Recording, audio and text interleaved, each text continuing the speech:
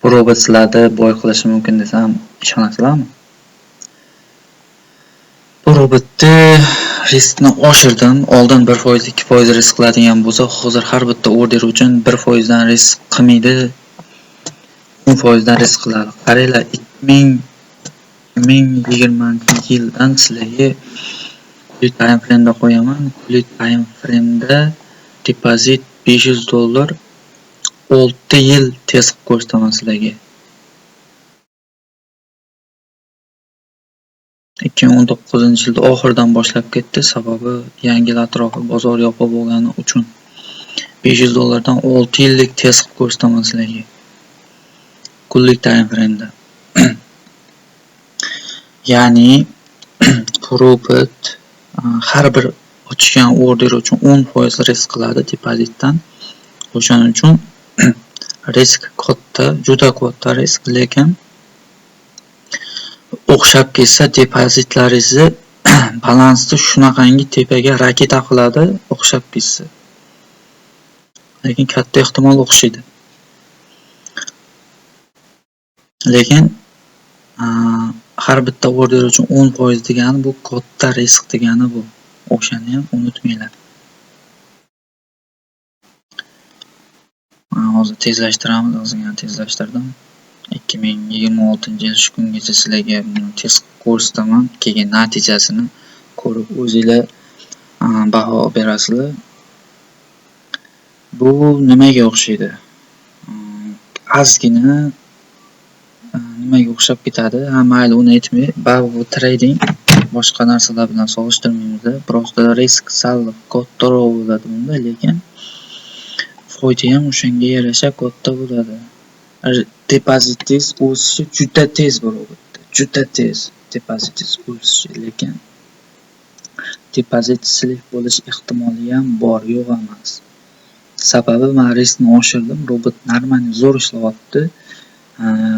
Zararda stop losslar kam ishlayapti, take profit ko'p ishlayapti, lekin o'sish sal sekinroq. Bu robotni miyasini boshqacharoq qilib yozdim. Ya'ni qanaqa qilib har bir order uchun 10% risk qiladigan qilib yozdim. Riskni oshirib yozdim. Razg'unchilarga mos. Razg'unchilarga to'g'ri keladi, sababi razg'unchilar yo'q, nima? Misol uchun ular $500, $1000 solsa, pul yo'qolishiga rozi bo'lib soladi. O'xshab qolsa normal pul topaman, bo'lmasa, короче, o'xshamasa menga umuman farqi yo'q deb risk bilan bosadi. Shunaqa odamlar bo'lsa, riskdan qochmaydigan okalar bo'lsa, mana shu robot bir marta to'lov qilib, mana shu robot bilan razg'un qilsa bo'ladi. Har bitta order uchun 10% risk qiladi. Ketma-ket 10 marta stop loss deymaydi-yu, to'g'rimi? Ketma-ket 5 marta stop loss yesa ham $1000 dan $500 ketadi. $500 dan $250, $100 dan $50 ketadi, misol uchun. Shunaqa yozilgan robot bu. 100% kafolat yo'q, lekin o'xshab qolsa, xudo xolsa katta ehtimol o'xshaydi, o'xshab qolsa sizlarni normalniy pulinglarni ko'tarib beradi. Normalniy ko'tarib beradi, o'xshab qolsa. Nima desam bo'ladi?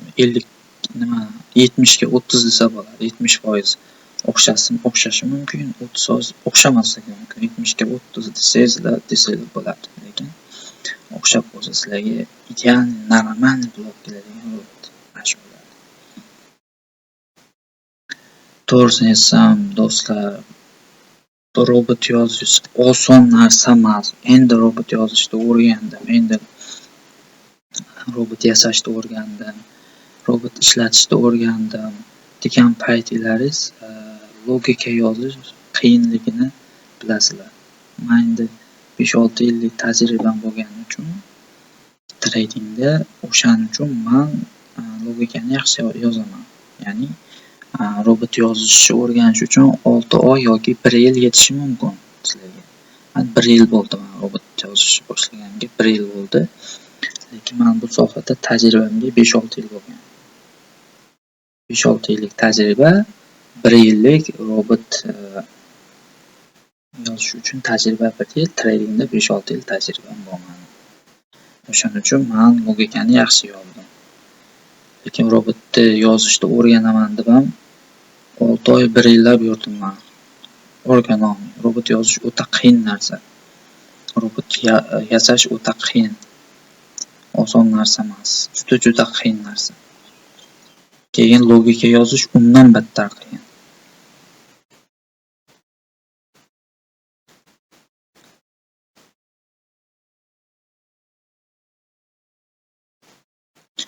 Hozir buni tugashini ko'ramiz. Tugagandan keyin men sizlarga natijalar haqida muhokama qilamiz.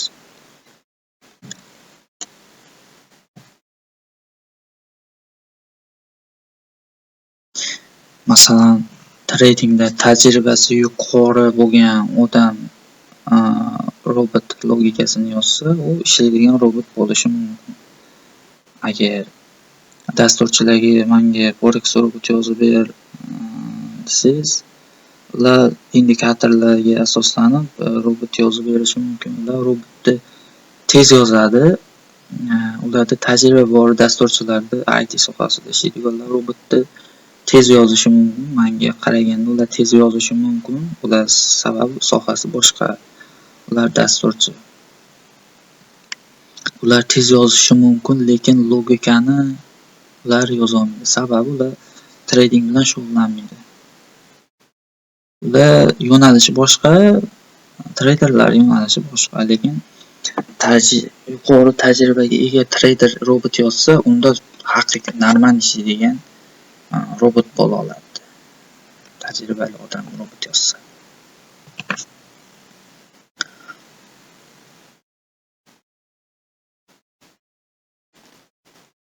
Magalar grafik yozib ko'rsatmayapti, men nima tugagandan keyin ko'rsataman. Backtest tugaydi, keyin ko'rsatadi.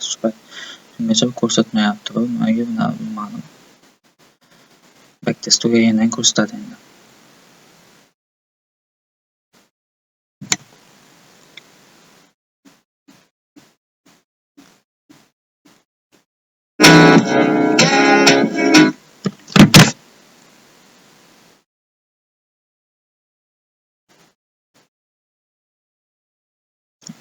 Beşte oxiriga keldi.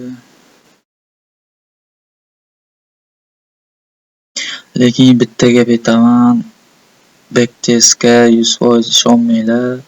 70-80% o'xshab berishi mumkin real bozorga, lekin 100% o'xshamaydi. Bu gapni men har bitta videoda aytaman. Backtest 100% bozorga o'xshamaydi. Backtest boshqa, real bozor boshqa. 70% o'xshashi mumkin, 80%.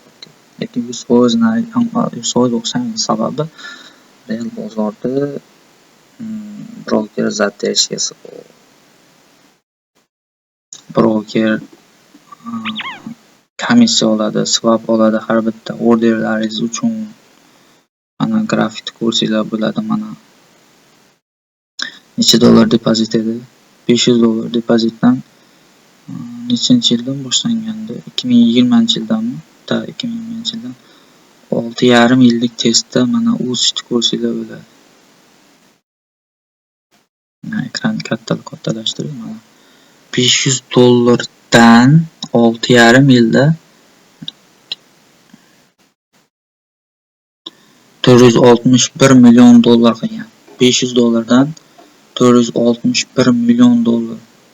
Yana bir marta aytaman. $500dan 461 million dollar qilgan. 6 yilda. Nima deyishga hayronman. Lekin bitta gapni yana aytaman. Backtest bilan real bozor birga bir o'xshamaydi hech qachon. 70 yoki 80% o'xshaydi. Sabablarini men aytdim. Qayta aytdim sabablarini. Kimga qiziq bo'lsa, mana shu robot bemalol Telegram kanalimga o'tib, menga pramo yozsanglar bo'ladi. Telegram kanalim silkasi opisiyadan Telegram silkasini topib, Telegramga o'tib menga pramo yozsanglar bo'ladi menga. Bu robot tekin emas, bu robot pulli, biroz qimmatroq. O'shanga yarasha seryozni bo'lsanglar, menga yozsanglar bo'ladi. Seryozni odamlar yozsin menga. Haqiqiy oladiganlarga.